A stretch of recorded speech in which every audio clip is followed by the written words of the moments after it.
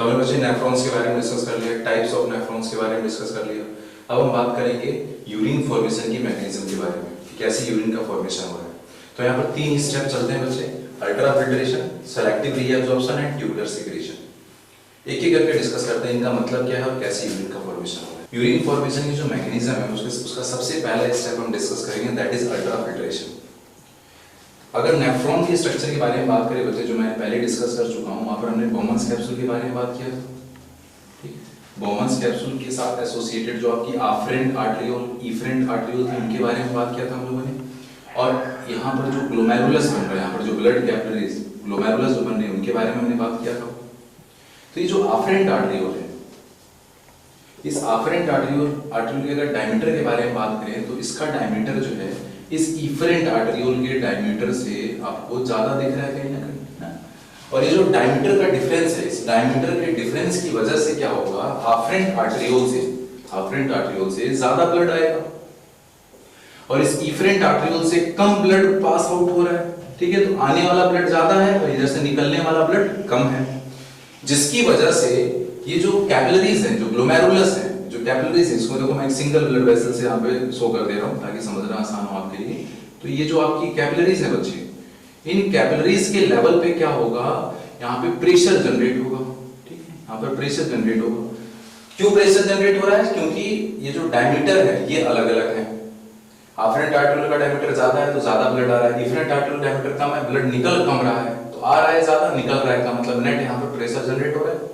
Glomerular capillaries के level पे pressure generate हो रहा है और उस प्रेशर की वजह से क्या होगा, हमारा जो ब्लड है, ब्लड का जो फ्लूइड है वो छन के बाहर आ जाएगा।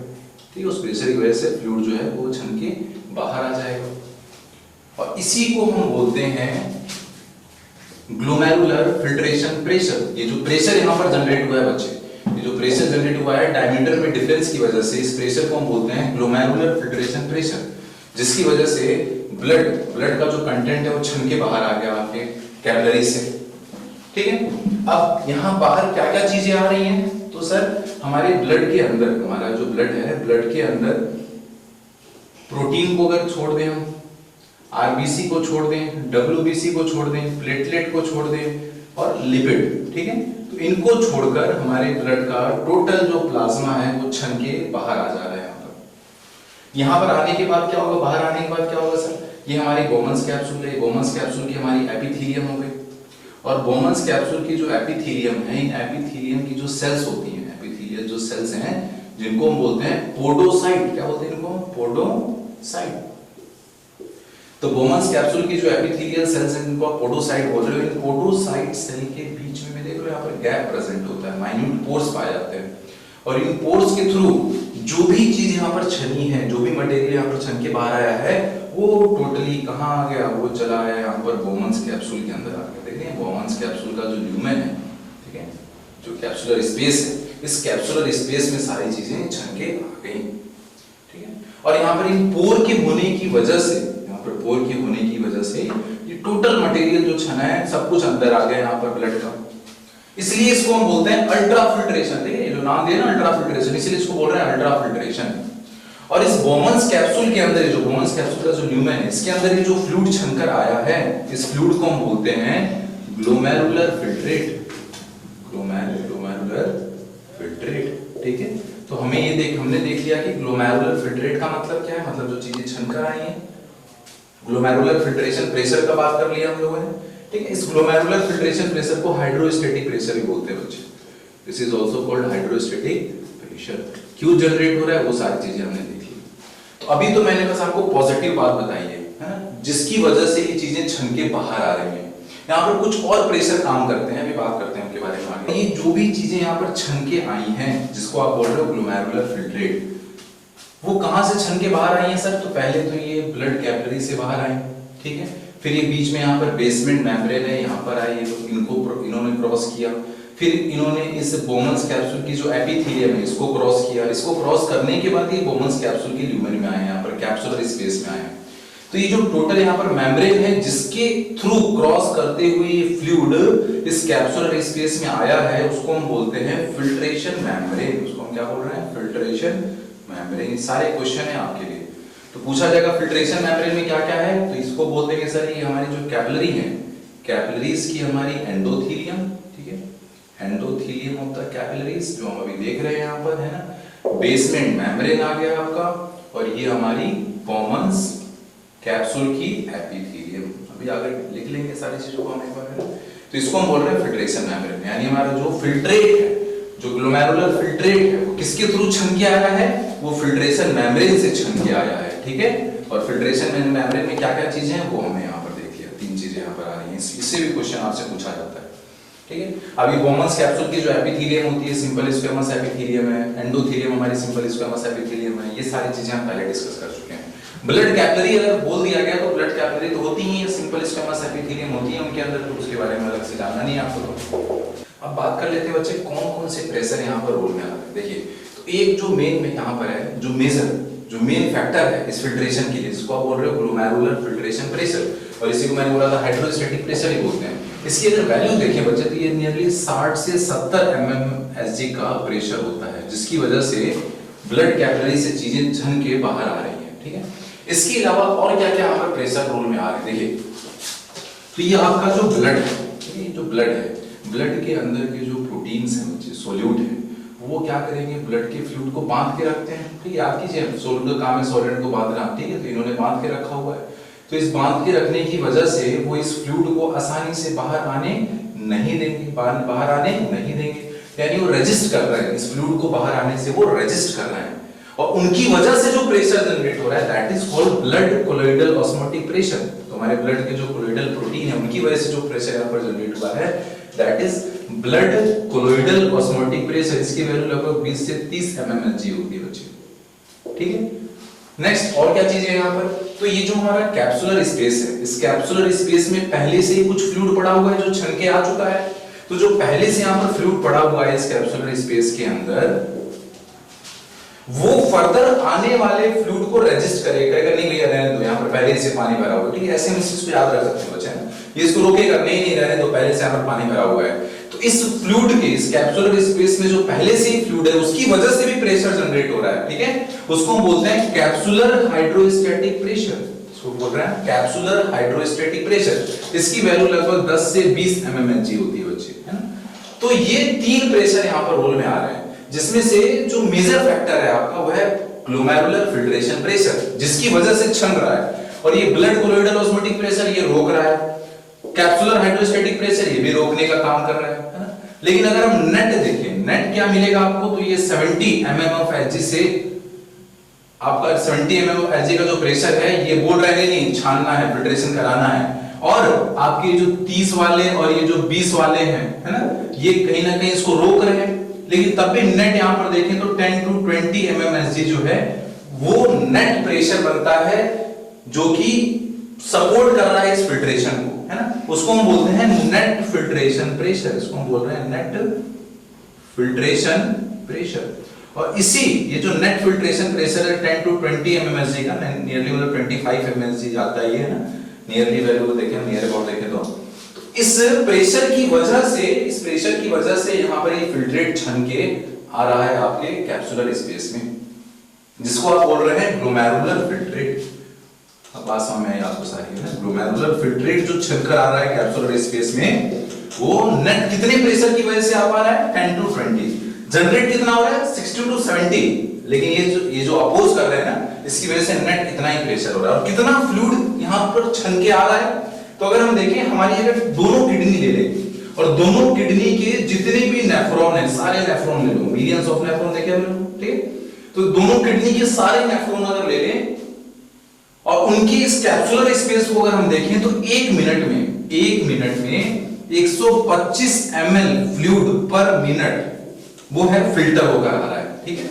तो इसी को हम बोलते हैं ग्लोमेरुलर फिल्ट्रेशन रेट, GFR। इसी को आप बोलते हो ग्लोमेरुलर फिल्ट्रेशन रेट, GFR, जो कितना है 125 ml पर मिनट। ये क्या वैल्यू है, ये 125 ml पर मिनट क्या केवल एक किसी गोमंस कैप्सूल में आ रहा है क्या, नहीं सर, ये दोनों किडनी के सारे नेफ्रॉन की सारे गोमंस कैप्सूल के अंदर का जो फ्लूइड है उसको देखा जाता है, उसको हम बोलते हैं ग्लोमेरुलर फिल्ट्रेशन रेट, जो कि 125 ml पर मिनट है। इसको अगर एक दिन की बात करें कितना बन रहा है, तो लगभग 180 लीटर पर डे, यानी 180 लीटर पानी जो है वो छनकर आ रहा है यूरिन बनने के लिए। यहाँ पर जो आ गया उसको यूरिन बनने के लिए आगे जाना। लेकिन हम एक दिन में कितना यूरिन पास करते हैं, लगभग 1 से 1.5 लीटर, 1 to 1.5 लीटर। यानी बाकी का जो 98 to 99% जो फ्लूइड है वो क्या हो रहा है यहाँ पर रीअब्सॉर्ब कर लिया जाएगा। किसके थ्रू? हमारी जो पीसीटी है, डीसीटी है, कलेक्टिंग डक्ट है, हेलेस लूप है, उनके थ्रू। और उसको हम बोलते हैं, उस प्रोसेस को बोलोगे सेलेक्टिव रीअब्सॉर्प्शन, जो हमारा दूसरा स्टेप है, वो अभी आगे हम डिस्कस करेंगे। तो यहाँ पर हमने मेन सबसे पहला डिस्कस किया अल्ट्रा फिल्ट्रेशन, जिसकी वजह से ये फिल्ट्रेट बन रहे हैं। और अगर आपसे पूछा जाए हमारी किडनी से कितना फ्लूइड पास हो रहा है, कितना ब्लड पास हो रहा है, तो कार्डियक आउटपुट का जो कि 5 लीटर है बच्चे, 1100 से 1200 ml ब्लड जो है हमारी किडनी पर मिनट फिल्टर कर रही है। पर मिनट 1100 से 1200 ml ब्लड हमारी किडनी से पास हो रहा है फिल्टर करने के लिए, जो कि हमारे कार्डियक आउटपुट का लगभग 1/5 है। ठीक, तो लिख लेते हैं बच्चे क्या क्या देखा हमने। अल्ट्रा फिल्ट्रेशन जो कि पैसिव और नॉन सेलेक्टिव प्रोसेस है, बिल्कुल सही बात है सर। प्रेशर डिफरेंस की वजह से हो रहा है, आफ्रेंट आर्टरी का डायमीटर ज्यादा है, एफरेंट आर्टरी डायमीटर कम है, प्रेशर डिफरेंस की वजह से चीजें जो है छन के बाहर आ गई। It is a non selective process, बिल्कुल सही बात है सर। नॉन सेलेक्टिव प्रोसेस है, कोई भी चीज जो उस पर्टिकुलर साइज की थी, जो छोटी साइज वाली सब बाहर आ जाएंगी, नहीं देखना ही क्या बाहर आ रहा है ना। जो बड़े साइज वाले वही बस रुक रहे वहां पर, ठीक, जो जो वहां से आ सकते थे सब आ गए। It is non selective process. लेकिन कुछ ऐसे भी पार्टिकल है बच्चे जो छोटे साइज होते हुए भी बाहर नहीं आ पाते, जैसे कि एल्बुमिन प्रोटीन, साइज छोटा है तभी बाहर नहीं आ पा रही। क्यों? तो चार्ज की दिक्कत की वजह से, ठीक है, क्योंकि वहां पर जो फिल्ट्रेशन मेम्ब्रेन है, वहां पर जो चार्ज मॉलिक्यूल है उनका जो चार्ज है, एल्बुमिन प्रोटीन का जो चार्ज है वो सेम है, इसलिए बाहर नहीं आ पाएंगे। ठीक, बाकी सब क्या है, साइज की दिक्कत की वजह से। नेक्स्ट 1100 से 1200 ml जो ब्लड है वो फिल्टर हो रहा है किडनी के द्वारा पर मिनट। हमारी किडनी पर मिनट में कितना ब्लड पास हो रहा है हमारी किडनी से? 1100 से 1200 ml ब्लड है ना, जो कि 1/5 है हमारे कार्डियक आउटपुट का, मतलब मैक्सिमम ब्लड हमारा किडनी रिसीव करती है। पहले बात की थी हमने इसके बारे में। Blood plasma is filtered through filtration membrane and the glomerular filtrate is form. सही बात है सर, फिल्ट्रेशन मेम्ब्रेन से फिल्ट्रेशन हो रहा है और जो फिल्टर हो रहा है उसको क्या बोल रहा है? ग्लोमेरुलर फिल्ट्रेट बोल रहा है।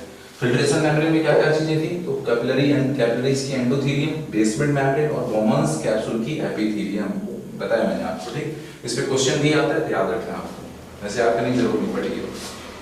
नेक्स्ट ग्लोमेरुलर फिल्ट्रेट में अगर बात करें, इसे प्रोटीन लेस प्लाज्मा, ठीक है, इसमें प्रोटीन नहीं है, ठीक है, और क्या नहीं है इसमें? आरबीसी, डब्ल्यूबीसी, प्लेटलेट, है ना, प्रोटीन, लिपिड, ये सारी चीजें एब्सेंट होती हैं हमारे ग्लोमेरुलर फिल्ट्रेट के अंदर। ठीक है, और ग्लोमेरुलर फिल्ट्रेट कराने के लिए कौन कौन से प्रेशर यहाँ पर अगर बात करें तो मेन यहाँ पर है ग्लोमेरुलर फिल्ट्रेशन प्रेशर। तो मेन यहाँ पर क्या है? Glomerular filtration pressure. क्यों है? Due to the diameter difference, afferent artery का डायमीटर ज्यादा है, एफरेंट का कम है, उस डायमीटर डिफरेंस की वजह से ये प्रेशर जनरेट हो रहा है और इसकी वैल्यू लगभग 60 से 70 mmHg है बच्चे। एक क्वेश्चन आपसे यहाँ पर पूछा जाता है, वो भी देख लीजिए आप यहीं पे। आपसे बोला जाता है कि अगर आफ्रेंट आर्टरियोल का डायमीटर कम कर दें तो क्या होगा, ज्यादा कर दें तो क्या होगा? सिंपल सी बात है, इधर देखिए, ये आफ्रेंट आर्टरियोल हो गया, इफरेंट आर्टरियोल हो गया। अगर आफ्रेंट आर्टरियोल का डायमीटर आप और बढ़ा दो, ठीक है, इफरेंट आर्टरियोल का डायमीटर इतना ही रख, तो क्या होगा?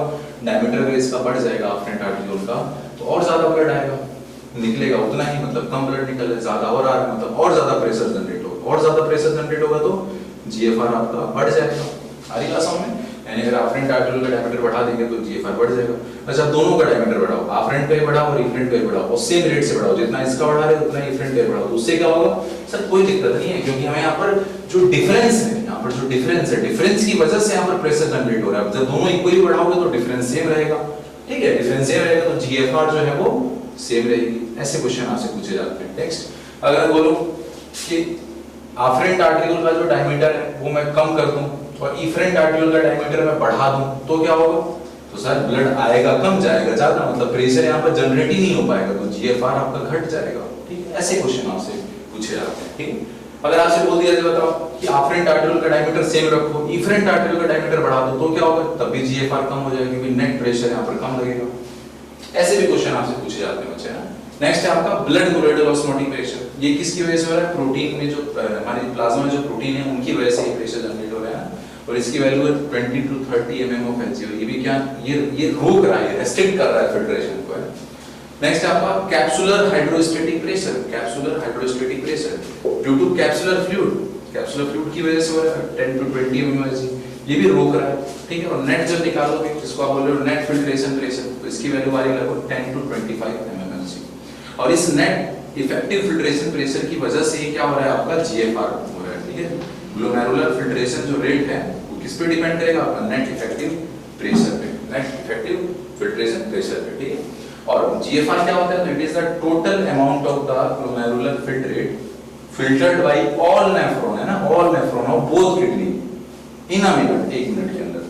इसकी वैल्यू है 125 ml पर मिनट या फिर 180 लीटर पर डे। और यूरिन कितना बनाते हैं, 1.5 लीटर, 1 से 1.5 लीटर पर डे। यानी 98 to 99% जो फ्लूइड है वो रीएब्सॉर्ब हो जा रहा है, वो रीएब्सॉर्ब कर लिया जा रहा है, ठीक है। तो ये हमारी बात होगी। चलिए अभी हमने देखा जो अल्ट्रा फिल्ट्रेशन में 180 लीटर फ्लूइड एक दिन में बोमन्स कैप्सूल के ल्यूमेन में फिल्टर होके आ रहा है, ठीक। यानी वो 180 लीटर फ्लूइड बनने के लिए आया है, यूरिन बनने के लिए आया है ना। लेकिन एक दिन में हम कितना यूरिन पास आउट कर रहे हैं, लगभग 1 से 1.5 लीटर। यानी 98 to 99% जो फ्लूइड है वो दोबारा से रीएब्सॉर्ब कर लिया जा रहा है। तो हमारे जो नेफ्रॉन है, ठीक है, हमारे जो नेफ्रॉन है, इन नेफ्रॉन्स के अंदर हमारे जो पीसीटी है ना, अभी हम बात करेंगे पीसीटी हो गई, हमारे लूप ऑफ हेनली हो गई, एक चीज बताई मैंने आपको, डीसीटी हो गई, है ना, कलेक्टिंग डक्ट हो गई। इन सब के अंदर क्या होगा, इन सब के अंदर इनकी जो सेल्स हैं, अब फिल्ट्रेट यहाँ पर छन क्या है, वो इसी ल्यूमेन से तो आगे पास कर रहा है। और यहाँ पर ये आपकी पेरिट्यूबुलर कैपिलरीज हैं, इनकी सेल्स हो गई, लूप ऑफ हेनली की सेल्स हैं, डीसीटी की सेल्स हैं, है ना, कलेक्टिंग डक्ट है, इनकी सेल्स है, तो सबकी सेल्स यहाँ पर पड़ी हुई है। तो ये जो फ्लूइड यहाँ से छन कर आया है, इसको दोबारा से यहाँ पर रीएब्सॉर्ब कर लिया, दोबारा से यहाँ पे रीएब्सॉर्ब कर लिया जाएगा। और रीएब्सॉर्ब करने के बाद इनके कांटेक्ट में जो पेरिट्यूबुलर कैपिलरीज होती है, आपकी जो बताया था मैंने पेरिट्यूबुलर कैपिलरीज आपको, तो ये जो पेरिट्यूबुलर कैपिलरीज जो रन कर रही हैं, उन पेरिट्यूबुलर कैपिलरीज के अंदर यहाँ से ये पहले आपकी नेफ्रॉन की जो सेल्स हैं, है ना, पीसीटी डीसीटी की जो सेल्स हैं वो एब्सॉर्ब करेंगी।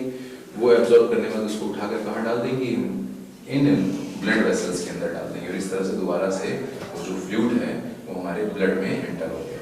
तो ये काम चल रहा है। इसी को हम बोलते हैं सेलेक्टिव रीएब्सॉर्प्शन। क्या बोलते हैं इसी को हम, सेलेक्टिव रीएब्सॉर्प्शन। सारी चीजों को तो यहाँ से आप उठाओगे नहीं, जो यूजफुल मटेरियल है उन्हीं को तो रीएब्सॉर्ब किया जाएगा, कि वास्ट मटेरियल को भी रीएब्सॉर्ब कर लेंगे, नहीं सर। जो हमारे यूजफुल मटेरियल है उनको रीएब्सॉर्ब किया जाएगा और रीएब्सॉर्ब करके दोबारा से ब्लड में डाल दिया जाएगा। So it is called selective reabsorption. मतलब ये सेलेक्टिव प्रोसेस होता है। हमारा अल्ट्रा फिल्ट्रेशन कैसा था, नॉन सेलेक्टिव प्रोसेस था, ठीक है। और जब इस रीएब्सॉर्प्शन की बात आती है बच्चे, जब रीएब्सॉर्प्शन की बात आती है, तो ये जो प्रोसेस है ये एक्टिवली भी किया जाएगा, पैसिवली भी होगा, सही बात है। कुछ यहाँ पर सबस्टेंस ऐसे होंगे जो एक्टिवली पास ऑन होंगे, कुछ ऐसे होंगे जिनको पैसिवली एब्जॉर्ब कर लिया जाएगा, तो उठाकर इन पेरिट्यूबुलर कैपिलरीज में डाल दिया जाएगा। यानी में समझ में आ गया, सेलेक्टिव रीअब्जॉर्प्शन में कुछ मटेरियल ऐसे होंगे जिनका एक्टिव रीअब्जॉर्प्शन होगा, कुछ ऐसे होंगे जिनका पैसिव रीअब्जॉर्प्शन है। तो यहाँ से क्वेश्चन भी बनते हैं फिर हमारे। तो पहले हम ये देख लेते हैं किन किन सबस्टेंस का एक्टिव रीअब्जॉर्प्शन हो रहा है और किन किन सबस्टेंस का पैसिव रीअब्जॉर्प्शन हो रहा है। और फिर आपको जो मेन डिस्कस करना है यहाँ पर कि ये जो रीअब्जॉर्प्शन है, मैंने आपको बताया आपके फर्स्ट जो प्रॉक्सिमल कन्वोल्यूटेड ट्यूब्यूल है वहाँ पर भी होगा, लूप ऑफ हेनले में भी होगा, डीसीटी में भी होगा, कलेक्टिंग डक्ट में भी होगा, हर जगह हो रहा है। तो आपसे दूसरा क्वेश्चन ये पूछा जाता है किस रीजन में क्या चीजें एब्जॉर्ब हो रही हैं, पीसीटी में क्या हो रहा है, डीसीटी में क्या हो रहा है, ये सब पूछा जाएगा आपसे, ठीक है। एक एक करके डिस्कस करते हैं। तो पहले हम अपने एक्टिव और पैसिव मैकेनिज्म के बारे में देख लेते हैं। सेलेक्टिव एब्जॉर्प्शन क्या होता है, देखिए, it is the absorption of the essential substance from nephric filtrate, है ना, जो फिल्ट्रेट है जो बना है यहाँ पर, टू पेरिट्यूबुलर ब्लड में उसको डाल देना। This is called selective reabsorption and it is done by both active and passive, दोनों तरीके से हो रही है।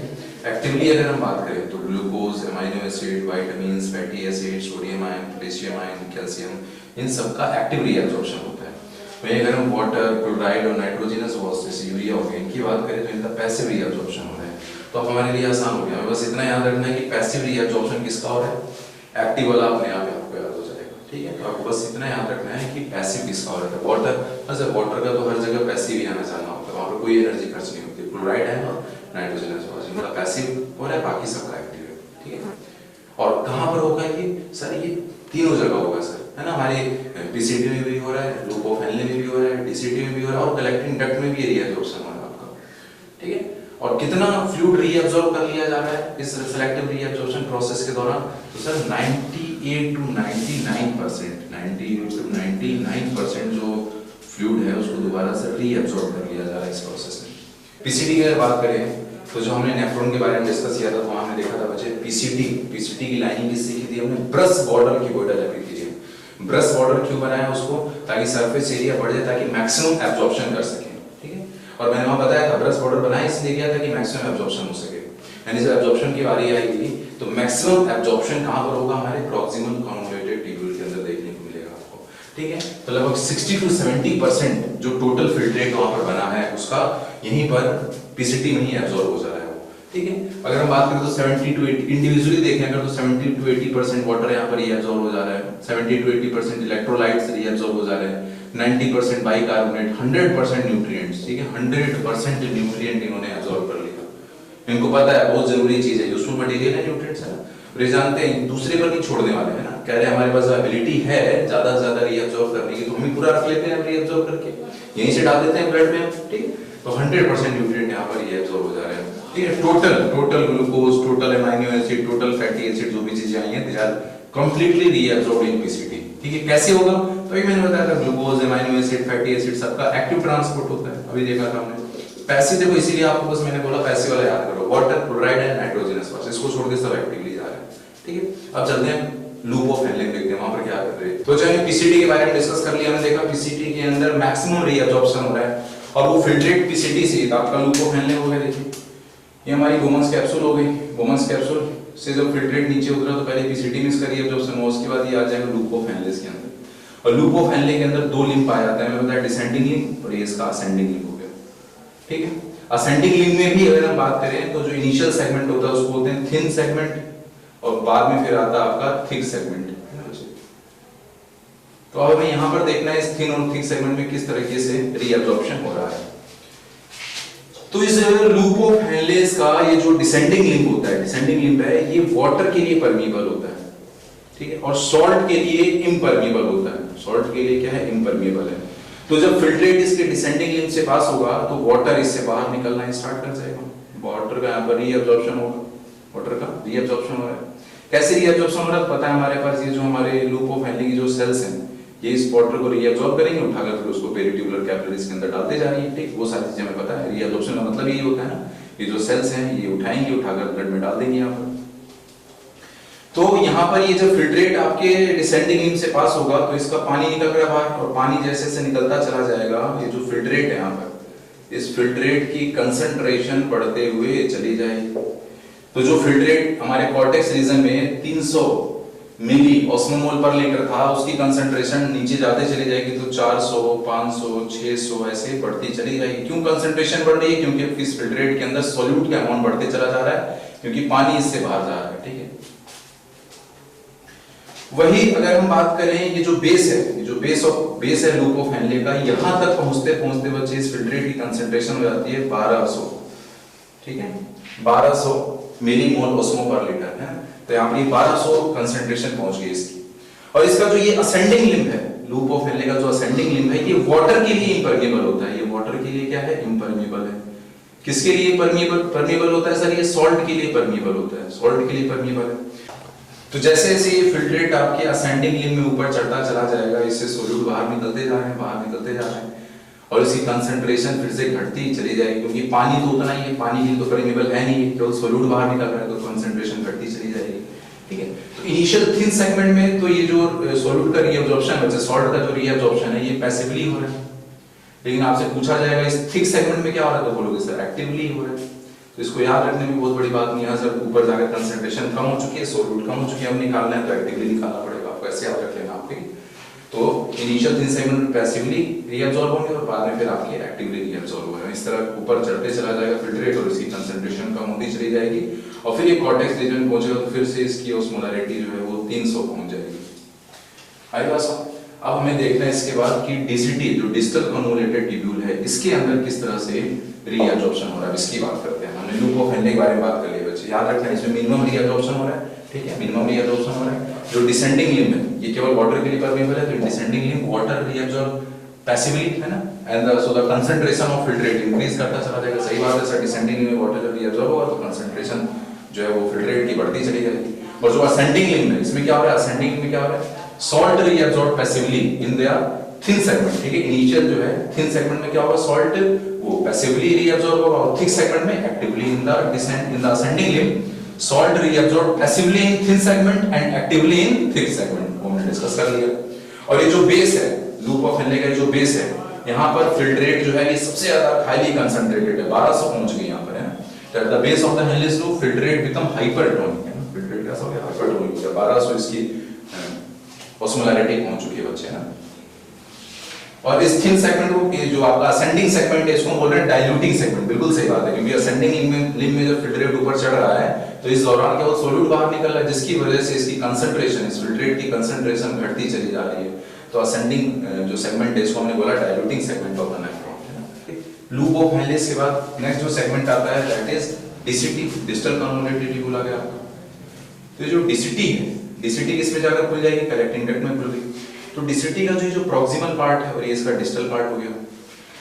डीसीटी के अंदर बच्चे हमेशा वाटर का रीअब्जॉर्प्शन नहीं हो रहा है, यहाँ पर जब जरूरत होती है तभी केवल वाटर का रीअब्जॉर्प्शन होता है और सोडियम आयन का रीअब्जॉर्प्शन यहाँ पर हो रहा है। कब, जरूरत पड़ने पर। जरूरत पड़ने का मतलब क्या हुआ सर यहाँ पर केवल पानी का तब तक एब्जॉर्प्शन हो रहा है जब हमारी बॉडी को पानी की जरूरत हो रही है। जब मैंने आपको एंडोक्राइन पढ़ाया था वहां पर मैंने समझाया था, जब हमारे ब्लड के अंदर, जब हमारे बॉडी से बहुत ज्यादा फ्लूइड लॉस हो रहा है, मान लो बहुत ज्यादा पसीना हो रहा है, बहुत ज्यादा पसीना हो रहा है, बहुत ज्यादा स्वेटिंग हो रही है, तो बहुत ज्यादा फ्लूइड लॉस हो गया, तो हमारे ब्लड के अंदर पानी कम हो जाएगा। ब्लड के अंदर पानी कम हो जाएगा मतलब ब्लड की ऑस्मोलैरिटी बढ़ जाएगी, और जब ब्लड की ऑस्मोलैरिटी बढ़ जाएगी, ऐसा ब्लड जब हमारे हाइपोथैलेमस से पास होगा तो वहां से हाइपोथैलेमस से फिर एडीएच सिक्रेट होगा, एंटी डायबिटिक हार्मोन, और वो एडीएच फिर आकर हमारे डीसीटी पर एक्ट करेगा और पानी का रीअब्जॉर्प्शन कराएगा।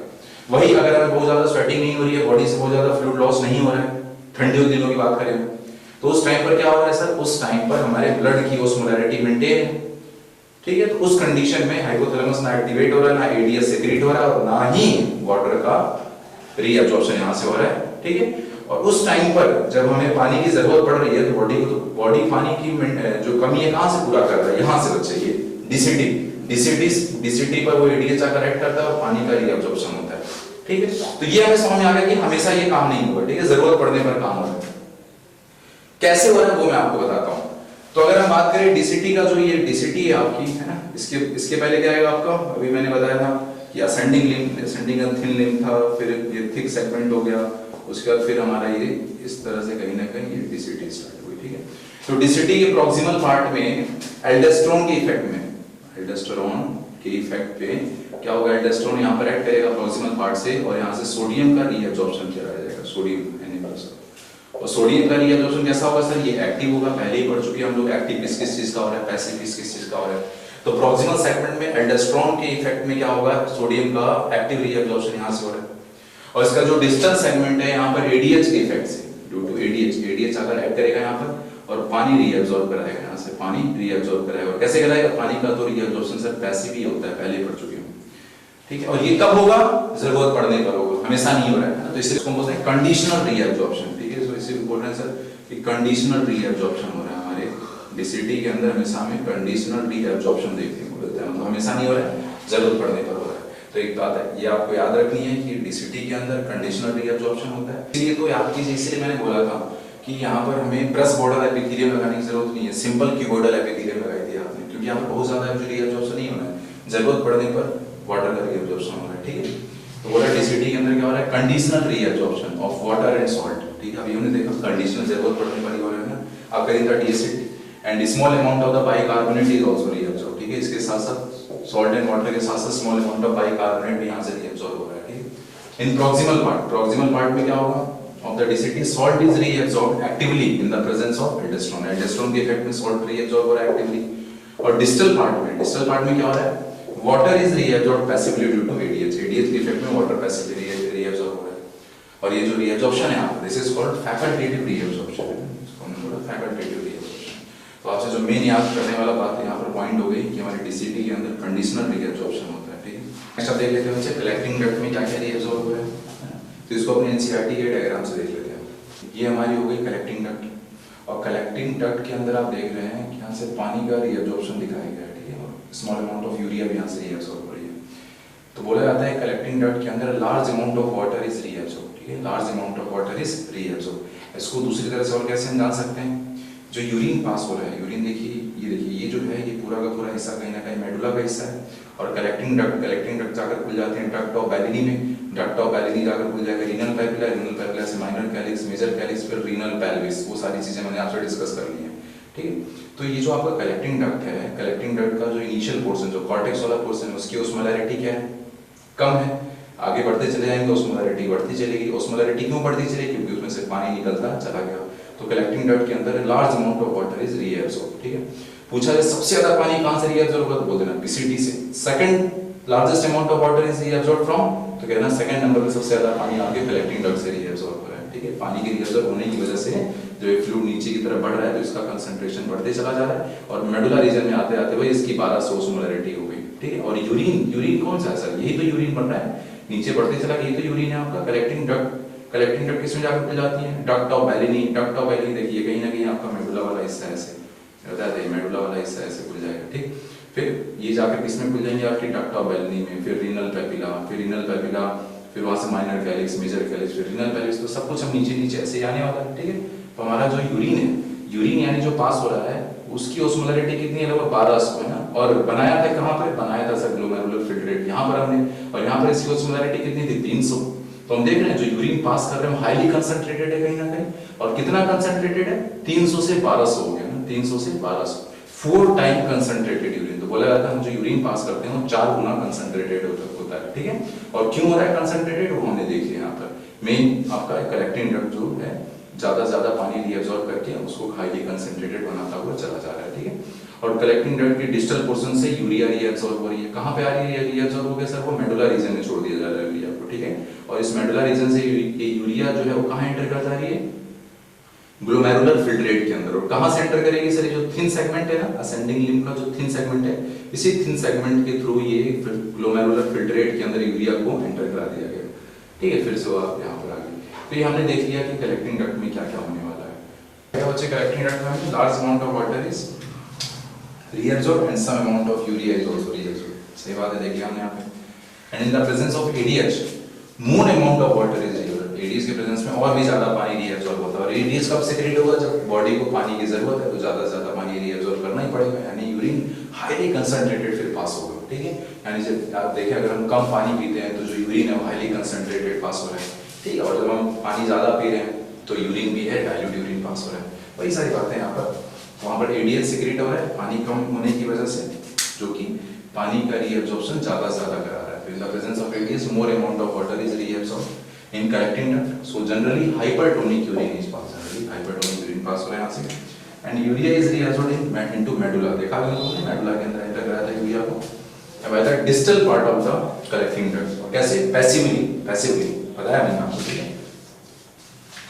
तो कलेक्टिंग डक्ट के डिस्टल पार्ट से मेडुला के अंदर यूरिया जो है एब्जॉर्ब हो रही है passively, and its excess amount diffuses into glomerular filtrate. और जब उस मेडुला पार्ट के अंदर यूरिया जब बहुत ज्यादा हो गई है, उसका कंसंट्रेशन ज्यादा हो गया है, तो वो डिस्टल है, ये जो आपका थिन सेगमेंट है, थिन सेगमेंट के अंदर यूरिया पास हो गई है। कलेक्टिंग डक्ट है, यहाँ से मेडुला में है, मेडुला से फिर थिन सेगमेंट में पास हो गई, ठीक है।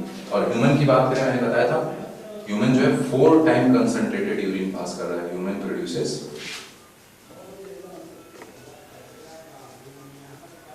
4 टाइम कंसंट्रेटेड यूरिन। चलिए अब नेक्स्ट हम ट्यूबुलर सिक्रेशन के बारे में बात करेंगे। तो अभी हमने किसके बारे में बात किया, पहले हमने अल्ट्रा फिल्ट्रेशन के बारे में बात किया। वहां देखा हमने 180 लीटर फ्लूइड जो है एक दिन में छान रहे हैं दोनों किडनी से, जिसमें से केवल 1.5 लीटर यूरिन पास आउट हो रहा है। ऐसा क्यों है, तो उसके लिए मैंने बताया आपको रीअब्जॉर्प्शन, सेलेक्टिव रीअब्जॉर्प्शन के बारे में बात किया हमने। उस सेलेक्टिव रीअब्जॉर्प्शन की वजह से ही 90 to 99% जो फ्लूइड है वो रीअब्जॉर्ब हो जा रहा है।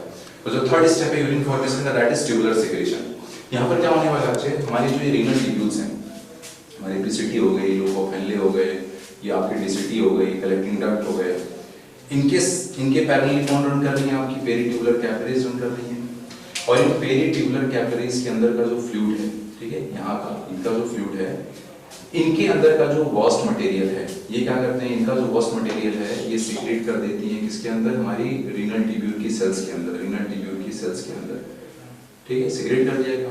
और रीनल ट्यूब्यूल की सेल जो है फिर उस वॉस्ट मटेरियल को उठाकर डाल देती है फिल्ट्रेट के अंदर, ठीक है। And this is simply called tubular secretion, और ये एक्टिव प्रोसेस बच्चे बिल्कुल सही बात है सर, क्योंकि यहाँ पर कचरा पहले ही भरा हुआ है, उस कचरे में और ज्यादा डालना है तो एक्टिवली भेजना पड़ेगा, सिंपल सी बात है। तो ये जो ट्यूबुलर सिक्रीशन होता है it is an active process. ठीक है, क्या क्या हम लोगों ने जो हमारी ब्लड कैपिलरीज है इनका जो होस्ट मटेरियल है इन रीनल ट्यूब्यूल की सेल के थ्रू हमने ग्लोमेरुलर फिल्ट्रेट जो हमारा जो फिल्ट्रेट है इसके अंदर इंट्रोड्यूस करा दिया। ठीक है, अब ये ट्यूबुलर सिक्रीशन भी आपको पीसीटी, डीसीटी, कलेक्टिंग डक्ट सब जगह देखने को मिलेगी। और ये जो ट्यूबुलर सिक्रीशन की जो प्रोसेस है बच्चे इसको अपनी एनसीईआरटी के डायग्राम समझने की कोशिश करते हैं। ट्यूबुलर सिक्रीशन की जब बात आती है बच्चे तो ये भी हमारे पीसीटी में भी हो रहा है, डीसीटी में भी हो रहा है, कलेक्टिंग डक्ट में भी हो रहा है, हर जगह ट्यूबुलर सिक्रीशन चल रहा है बच्चे, है ना। अगर हम पीसीटी की बात करें तो मेन एरिया है ट्यूबुलर सिक्रीशन की हमारी पीसीटी वाली एरिया है। पीसीटी में ही सब कुछ मेन हो रहा है बच्चे, रीअब्जॉर्प्शन यहीं पर देखा हमने सबसे ज्यादा हो रहा है, ट्यूबुलर सिक्रीशन में सबसे ज्यादा यही सेल्स कर रही है। ठीक है, तो यहाँ पर देख रहे हैं क्या क्या चीज सिक्रीट हो रही है। देखो ये जो एरो बनाया गया है ये रीअब्जॉर्प्शन के लिए एरो बना रखा है। ठीक है, और यहाँ पर ये जो एरो बनाया हुआ है ये सिक्रीशन का एरो है। तो यहाँ पर H+ आयन को सिक्रेट किया जा रहा है, अमोनिया सिक्रेट किया जा रहा है। ठीक है, और कुछ ड्रग्स आपकी सिक्रेट की जा रही हैं, क्रेटिनिन, हिप्यूरिक एसिड, ये सारी चीजें यहाँ पर सिक्रेट की जा रही हैं। कलेक्टिंग डक्ट की डिस्टल कम डीसीटी की अगर हम बात करते हैं यहाँ पर पोटेशियम आयन, H+ आयन, ये सारी चीजें सिक्रेट किए जा रहे हैं। कलेक्टिंग डक्ट की बात करें तो यहाँ पर भी H+ आयन, पोटेशियम आयन इनको सिक्रेट किया जा रहा है। ठीक है, तो इस तरह से क्या किया हमने बताया, हमारी जो पेरिट्यूबुलर कैपिलरीज थी उनका वॉस्ट जो है उठाकर डाल दिया इन ग्लोमेरुलर फिल्ट्रेट के अंदर, जो फिल्ट्रेट हमने वहां पर बनाया था उसमें डाल दिया और फिर उसको पास कर देंगे, बॉडी बाहर निकाल देंगे। अगर हम गौर करें बच्चे तो यहाँ पर कुछ ऐसे भी सबस्टेंस हैं जिनको एब्जॉर्ब भी किया जा रहा है और सिक्रीट भी किया जा रहा है, एक्सक्रीट भी किया जा रहा है। और ये आपसे पूछा जाएगा तो देखो ये पोटेशियम आयन यहाँ से रीअब्जॉर्ब भी हो रहा है और इसी पोटेशियम आयन को यहाँ पर आप सिक्रीट भी कर रहे हो। तो यानी पोटेशियम आयन ऐसा सबस्टेंस हो गया जिसको एब्जॉर्ब भी किया जा रहा है और सिक्रीट भी किया जा रहा है। ठीक है, हमारा एक क्वेश्चन यहाँ पर बन गया। तो लिख लेते हैं ट्यूबुलर सिक्रीशन के बारे में। क्या देखा ट्यूबुलर सिक्रीशन में हमने, some amount of waste product are released or secreted into glomerular filtrate from blood by the cells of the renal tubule। और कैसे एक्टिवली ये जो सिक्रेशन हो रहा है ये एक्टिवली हो रहा है। ठीक है, मेन एरिया फॉर सिक्रेशन देखें तो हमारा पीसीटी है। क्या क्या यहाँ पर सिक्रेट किया जा रहा है, ammonia, uric acid, hippuric acid, creatinine, drugs, ये सारी चीजें यहाँ पर सिक्रेट की जा रही है फिल्ट्रेट के अंदर। डीसीटी की बात करें तो यहाँ पर ammonia, H+ ion, potassium ion, ये सिक्रेट किए जाते हैं। आयनिक बैलेंस को मेंटेन करने के लिए, बॉडी के एसिड बेस बैलेंस को मेंटेन करने के लिए हमारे डीसीटी से भी कुछ चीजें सिक्रेट की जा रही हैं, जैसे कि H+ हो गया, K+ हो गया, या आपके कलेक्टिंग डक्ट से सिक्रेट हो रही है। और हमारे बॉडी के आयनिक बैलेंस को मेंटेन करने के लिए, एसिड बेस बैलेंस को मेंटेन करने के लिए हमारे कलेक्टिंग डक्ट से भी कुछ चीजें जो हैं वो सिक्रेट की जा रही हैं फिल्ट्रेट के अंदर, जैसे कि आपका H+ आयन हो गया, पोटेशियम आयन हो गया, तो ये आपके कलेक्टिंग डक्ट से एक्टिवली सिक्रेट किया जा रहा है हमारे फिल्ट्रेट के अंदर। ठीक है, और वहां से फिर यूरिन टू पास आउट कर दिया जा रहा है बॉडी के बाहर।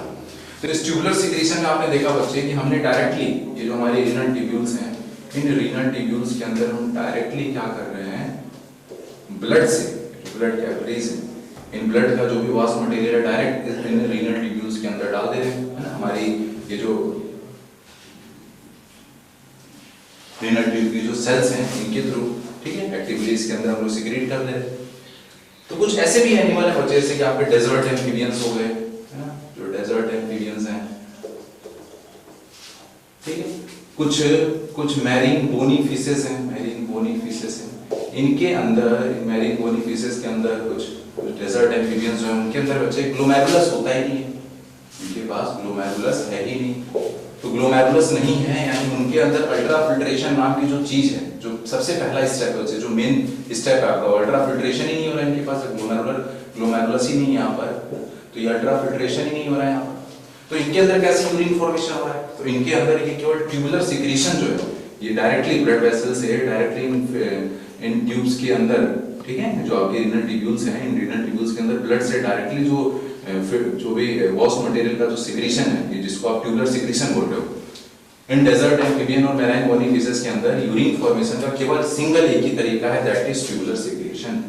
ठीक है, क्योंकि इनके पास ग्लोमेरुलस है ही नहीं, जहां पर मेन अल्ट्रा फिल्ट्रेशन जहां से स्टार्टिंग हो रहा है उनके अंदर हो ही नहीं रहा, तो उनके अंदर केवल ट्यूबुलर सिक्रीशन से क्या हो रहा है, यूरिन फॉर्मेशन हो रहा है। ठीक है, ये पॉइंट ऐड कर लेंगे इसमें। तो जो भी बच्चे हमने डिस्कस किया उस पे बेस कुछ क्वेश्चन कर लेते हैं यहाँ पर। First is the material which is reabsorbed and secreted both, तो बताया मैंने पोटेशियम आयन ऐसा है जो कि रीअब्सॉर्ब भी हो रहा है और सिक्रेट भी हो रहा है। नेक्स्ट है which is secreted by the nephron actively, कौन नेफ्रॉन से एक्टिवली सिक्रेट किया जाता है। फर्स्ट है H+ sodium ion, potassium ion. सही बात है, सोडियम आयन भी तो एक्टिवली होता था ना, ठीक है, H+ तो एक्टिवली है ही है, पोटेशियम आयन भी एक्टिवली है।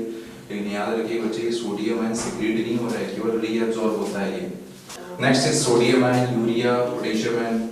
सर नहीं, ये तो आपका यूरिया जो याद कीजिए तो पैसिवली आपका इसको आप रीअब्सॉर्ब कर रहे थे ना, सॉरी पैसिवली हम रीअब्सॉर्ब कर रहे थे, इसको पहले हमने डिस्कस किया था रीअब्सॉर्प्शन में, ठीक है। सोडियम आयन की अगर हम बात करें, सोडियम आयन तो क्या हो रहा है, रीअब्सॉर्ब हो रहा है, सिक्रीट नहीं होता है। आपको केवल सिक्रीट के बारे में पूछा हुआ है, कौन एक्टिवली सिक्रीट हो रहा है, तो कैसे हमें क्वेश्चन में अप्रोच डेवलप करने को हमें देख लिया यहाँ पर।